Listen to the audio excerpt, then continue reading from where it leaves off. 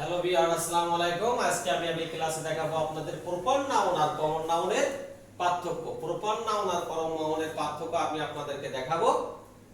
তাহলে আপনারা এখনই জানতে পারবেন যে প্রপার নাউন আর কমন নাউনটা কিভাবে খুব অল্প সময় এবং দুই একটা তিনটি সেন্টেন্সের মাধ্যমে আপনি আমাদের কাছে তুলে ধরবেন। তাহলে প্রিয় ভিউয়ার, দেখুন প্রপার নাউন ডান সাইডে রয়েছে common noun. Nazrul was a poet. Nazrul was a poet. Nazrul একজন কবি ছিলেন। Nazrul was the Byron of Bangladesh. Nazrul was the Byron of Bangladesh. দেখুন এখানে দা বায়রন বসছে।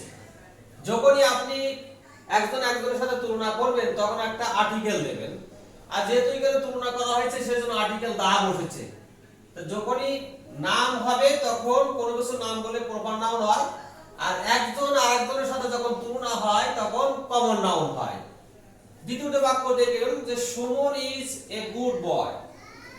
Suman is a good boy, তাহলে এখানে সুমন একজনকে বোঝাচ্ছে, একটা প্রপার নাউন। সুমনের নিচে দাগ, প্রপার নাউন। তাহলে এখন দেখুন সুমনের নিচে দাগ, প্রপার নাউন। এখানে কি বলা হয়েছে? There are two Sumons in our class. এখন দেখেন সুমনের এখানে দুইজন হয়ে গেছে।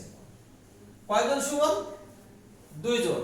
তাহলে এখন বুঝতে পারছেন যে সুমনের থেকে এখন বোঝা যাচ্ছে আমাদের ক্লাসে দুইজন সুমন আছে। তাহলে এখানে দেখেন একজন ছিল প্রপার নাউন, যেই কমন নাউন হয়ে গেছে তখন বহুবচন হয়ে গেছে। প্রিয় viewers, Rabindranath is our poet. Rabindranath আমাদের কবি। Rabindranath is our poet.